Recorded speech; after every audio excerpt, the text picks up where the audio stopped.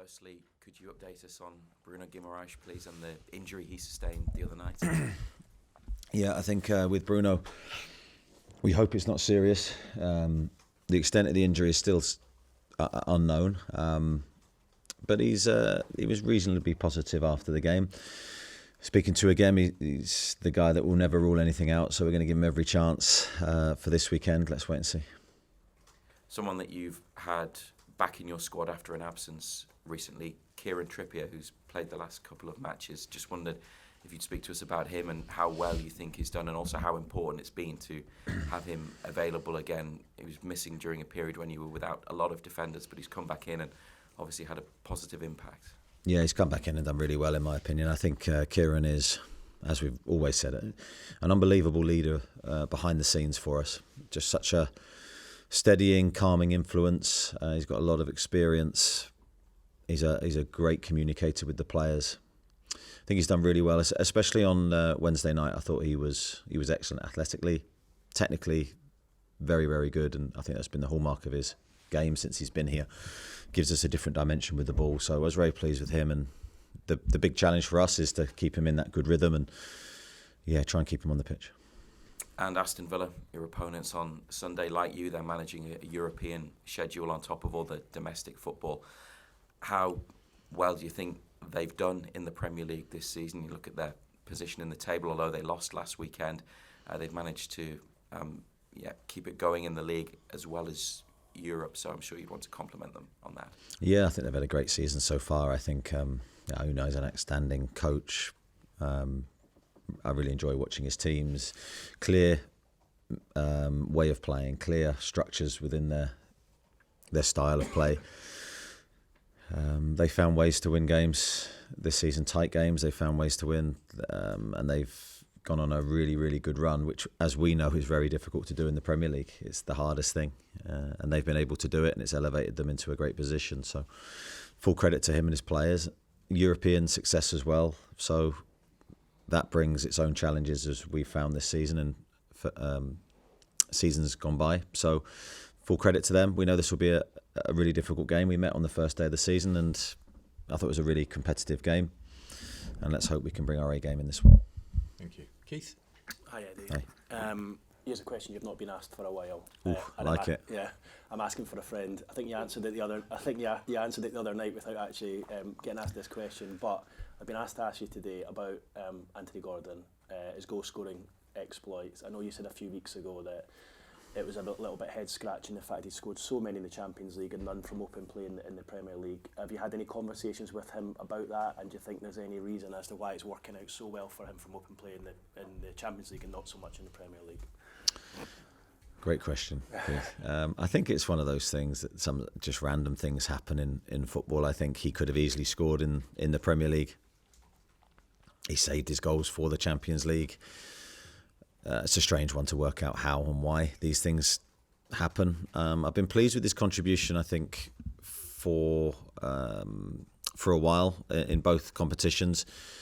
I think he's consistently hit the physical levels that we ask. I think he's consistently hit the attitude that we need. So I've been pleased. I still feel there's more to come from him. I think he's an outstanding player, and I think he can deliver great things for us, whether that's creating goals, scoring goals himself. So I still feel there's more in there for him. But he's really committing, and I think he's really trying, and he's really trying to help the team in lots of different phases. The goals are always the things that everyone else will focus on. But I was pleased with his return on Wednesday, and hopefully it's the start of a good run for him. On Bruno, given the, I was going to say schedule you've got coming up, but it's been like this for a couple of months, but I suppose the amount of gruelling away games you've got against top teams, I know you say you'll give him every chance for Sunday, but do you need to sort of be careful with him, given how vital he is to you with the amount of big games you've got coming up? Yeah, we'll always try and make the right decisions, as we do with every player, depending on need and circumstances, to protect them long term, but also to help the team if they need to play. So we'll try and get that right with Bruno. He is a pivotal player. I've always said he's been the match winner for us so many times over the years. He's an inspirational figure. So we need him, but of course we need him fit and available and able to perform to his best level. So we try and make all the calculations and come up with the right decision. And how's Dan Burn? Any chance of even being involved in the squad on Sunday? Possibly. I think with Dan, he, as you saw in the Champions League, around the Champions League game, he is out with the players. Today, possibly the first day where he's training fully with the group, taking contact, and that will be the key thing for him. But he's, I think, desperate to get back involved, so that's a great sign. Thank you. Andy? On Ed, just on Bruno, I saw him echo your words about Miley on social media, talking about how he could be a future captain of his club. I just want to ask you, what was Louis like in the immediate aftermath of full-time in midweek? But also, what do you see in him, like everyone else sees in him, that makes him a future captain potentially here? Louis was Louis. Very relaxed, very calm, took it all in, unfazed. And I think that's what I see in him, is that ability to control his emotions, his feelings, and to be unwavered in difficult moments, successful moments. I've seen him experience both in exactly the same manner. He's unruffled, but he's got that inner belief and that inner strength that says, I believe in myself and I can handle everything that's thrown at me. And I think to be a captain and a successful captain, and one that all the other players look to as the leader, you need those qualities. Of course, he's got a lot of maturing and in his game, and he's got a lot of development in his game to come. So I don't want to heap anything on him, but great early signs for him in his career here. I've seen a statistic the other day, 640 days lost to injury this season for Newcastle United. It's a table that I don't think any club wants to be top of, most certainly. But looking at it positively, how much has that actually built up the resilience within this squad and almost done that particular area of the job for you in that sense? Yeah, I mean, I think those numbers are inaccurate, to be honest. I don't think that is the case if we look internally and we digest it a little bit further. Our injury record this season has been improved. So I think you've got to be careful before jumping to too many conclusions. Yes, we've been hit with injuries to defenders. That's been a problem for us. But overall, we've been pretty happy with our sort of treatment of injuries and diagnosis, and our protocols are much better than they were. So I'm pleased with where we're heading in that direction. But naturally, with the season that we've had, we are going to get injuries. It's part of the game with the schedule that we face. But it's about trying to deal with that and come through it as relatively unscathed as we can. In terms of the resilience, yeah, I mean, of course, you find out things from injuries. You find out solutions, as we found with Miley playing right back, and you're trying to be creative. We don't want to be in that position, but sometimes you have to. And credit to the players for taking that on. There's not just Louis that's played out of position, a couple of the others have as well, and I think that's a great sign that players are willing to do that for the team. Just finally, you referenced the opening day draw against Aston Villa. How different an Aston Villa side is this? Because back then, I mean, they were struggling a little bit at the start of the season. Like you said, they've gone on a huge run since. Yeah, I don't think necessarily totally different. I think we played very well on the day. I think it was a really good performance from us away from home. But you can see their qualities, and if they're able to get their rhythm and get their attacking players into the game, I think they're a real threat. And I think, as I said, I really like how they play, and they've got some standout players. So tough game for us. Thank you. Simon? Morning, Eddie. Just one, really. How do you manage your time during this month? When you're playing what seem to be escalatingly bigger games every 3 days, you'll be needing to sit down with other people to talk about scouting and everything. How do you possibly manage to fit everything in? Yeah, I don't sleep much, and my social life is zero, probably zero anyway, to be honest. So, no, I think it's a case of time management's really important. I think prioritising certain things really, really important as well. I always want to be there for my players. I always want to help them. I always want to try and give them my time. So that's the priority number one, and then everything else sort of takes second priority to that. But of course the games, yeah, there's a lot of work that goes into the games, the analysis, whether it's our game, scouting the opposition, yeah, trying to come up with your plans that you feel can help us win the game. It's a busy month, but I don't think it's just January. I think we've been used to this way of working. You get a routine, and that's pretty much been our whole season. Thank you. Nisha? Morning, Eddie. After Wednesday, do you think that could be the spark that really fully ignites Johan Wissa's career, and how is Nick Faltemada responding to the challenge of a fit Johan Wissa?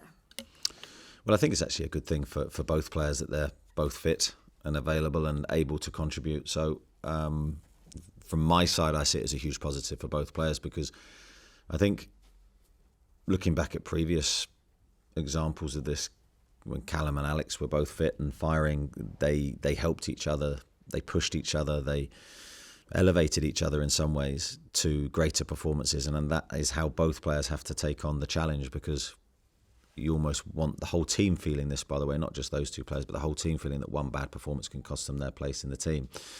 I think that's when teams play the best that they can, when everyone's pushing and everyone's aware of the strength of the group. I think we've got a really good squad. I want to try and create that in every position, and that can only be healthy. I trust both players. I think they're very, very good players. They've got different strengths, but I think they can be highly effective, and it's great to have them both fit and available.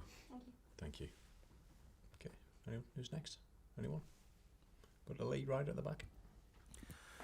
Eddie, just on transfers, obviously there's not much time left in the window, and I think you've already sort of hinted at it. There's no panic either way. If you get someone in, you've still got players coming back. Where do you stand on it at the minute? You're not panicking or anything like that? No, I'm not panicking. I think that is the worst thing you can do in the transfer market, is make rash decisions. So I think we have our strategy. I'll say it time and again. PSR is controlling what we're able to do, and I think you'll understand that gives us limited room to manoeuvre to try and bring a player in that's good enough to elevate the group and to have a long-term future at the football club. With the finances we have available is very, very difficult. So let's see what happens in the last few days. I mean, anything can happen from this point onwards, but certainly we will try not to panic, and we'll try and make the right decisions. Thank you. We'll go to Rebecca, Luke and Chris, please. Morning, Eddie. Morning. Just on Wissa again, he said post-match that there's still more to come from him. Just what's kind of pleased you with his build-up coming back from that injury, and the manner of the goal that he scored on Wednesday, but also being part of a forward line that all managed to score as well on Wednesday night? Yeah, I think his attitude is really refreshing. He's very, very motivated to play. He's got real passion and enthusiasm inside of him that is desperate to come out, and that only comes out by playing football. So I think he's desperate to show everyone how good he is. He's desperate to score goals, which is always the most important quality in a centre forward. So yeah, I think he's got great qualities that we can use. I think he took his goal really well on Wednesday. It was a typical striker's finish. I think every time he's played, he's looked like scoring. He's got chances, which again is a great thing. So yeah, I'm very, very happy with him. I think he'll get better as he plays more. Just getting that balance right between playing and resting, because he's still in the early stages of coming back. Luke? There was a bit of chatter, sort of rumours that Lewis Miley was sort of unsettled last summer and could leave. I presume that was never something that you entertained, and you would like him to spend the vast majority of his career at his hometown club. Yeah, absolutely. I mean, it goes without saying that we were desperate to keep Louis last summer. I don't think there was anything necessarily from Louis' side other than he's keen to play and he's keen to show his qualities. And I don't think he wanted a season where he wasn't involved regularly enough to develop his football career. And you understand that with any footballer, any young player. Playing is ultimately where you develop, and it's always a delicate balance for me, because I can only pick 11 players, and under pressure here I have to try and win. So that's always a difficult balance, where you want the squad but you want players to push on in their careers. But we felt that we would get football this season. We felt he would contribute. There'd be opportunities to play, and then the rest is up to him. How much he plays then is ultimately guided by how he performs, and to this point he's performed really well, and that's why he's getting more minutes. Thank you. Chris? Morning, Eddie. I know you said that there's a chance that Bruno could be involved on Sunday, but since he made his full debut for Newcastle in the Premier League, 10 times he hasn't appeared, and Newcastle haven't won any of them. So if he wasn't to appear. You've even used the word inspirational for him as a figure. How difficult has it been to try and work out how to play without him, and how do you think you have come up with a solution to winning games, I suppose, without him in the Premier League? I wondered how long it would be before that one came up. Chris, thanks for that. Yeah, I mean, in terms of working out how to play without him, I think that he is just a very, very good player, very, very talented footballer, very creative footballer. Regardless of where he plays, he has the ability to change games. So, yeah, we will, of course, if we're without him in any game, you have to come up with a solution. You have to come up with an alternative way of either selecting your team or way of playing. We'll try and figure out all avenues if he isn't available, but we hope he can make it. Thank you. We'll go to Louise, Craig and to Charlie, please. Louise? Hi, Eddie. In previous seasons, you've always had one, sometimes two breaks abroad mid-season, going out to Saudi and also to, say, Dubai. How difficult, because of the fixture congestion, that hasn't been possible so far, how difficult is that to keep the players mentally and physically fresh? And do you miss the vitamin D? I do. Yeah, I'm missing my vitamin D. Yeah, I think the breaks that we've had in previous seasons have been really good, actually. I think I'm struggling to remember the exact dates when we went, but I do think once you experience it and you come back, you just feel refreshed. You feel slightly lighter. Change of scenery is often a good thing. So I think the club organised those trips and they were really well organised. There was good training, and there was enough for the players to do to feel entertained and refreshed. So yeah, look, the schedule means that's been totally out of our diary this season. So we've had to try and find ways to keep the players interested and refreshed, which gets more challenging, especially with the weather that we're experiencing at the moment. So it's just something that we have to deal with. There will be a time, hopefully, in the future when we can maybe do that. Thank you. Sorry, Louise. We've got 3 minutes left and a lot of people to get through. Craig? Morning. Yeah, Unai Emery said last week that Aston Villa aren't contenders for the top 5. What do you think he meant by that? And are you contenders for the top 5? I've got no idea what he meant by that, Craig. I'm not even going to go there. I wasn't aware that he said that. Sorry, what was the second part? Are you contenders for the... I think Unai's point was he just sold a player, no one else was coming in, and perhaps the subtext was PSR and how clubs like Aston Villa and Newcastle are bound by those rules. Mm-hmm. So talking to that to a degree, are you contenders for the top 5? Because the Deloitte Money League was out this week, and I think the wage bill reveals that you're probably somewhere 8th in the Premier League. So by extension, you should perhaps finish 8th. Are you top 5 contenders? Should you be? If so, how are you? There's about 5 questions in that one. There's a minute left as well, Craig. I think... He did ask for clarity. Yeah, okay. I think, yeah... The money leagues, that I was interested to see them yesterday, and I thought they made interesting reading for us because it shows we've got a long way to go in terms of revenue. And I know people are bored of us discussing it and talking about it, but it's factual, and building our revenues will be so important. And I know there's a lot of work behind the scenes to try and do that. I've always had the belief that you've got to try and, whatever situation you have, you've got to try and outperform your resources. You've got to try and overachieve. You've got to stretch every ounce of effort and energy out of the squad that you have. So we believe that we can still achieve great things regardless of what financial restrictions there are on us. And we will try to achieve the highest possible that we can. So I'm reluctant to say whatever that will be, but we will go for the maximum. Okay, guys, we've got time for 2 more, and then we will very quickly squeeze Sundays in as well for a few questions. We'll go Charlie and Dom. Apologies, gents, for missing it. Morning, Eddie. It was a brilliant performance here that day, but to the average man on the street, they'll be thinking the rules are the same, the balls are the same, the team's the same. What do you think the mental block is between home performances and away performances this season? Again, I've been asked that so many times, and it's difficult to give you one definitive answer. I've tried to get away from the focus of home and away with the players, and we've just tried to focus on the game that we're playing and tried to attack that game as best we can. For me, everything that you've just said there is correct. It's a pitch. Everything is the same. Let's go and play, and let's not think too much. Thank you. Dom? Morning, Eddie. Aston Villa have scored the most goals of any club in the Premier League from outside the box this season. Taking risks is obviously won them a lot of points out of the blue, if you like. Can you take a leaf out of their book in that respect? Because I think Bruno's the only player to score from outside the box this season for you, and he could not be involved potentially.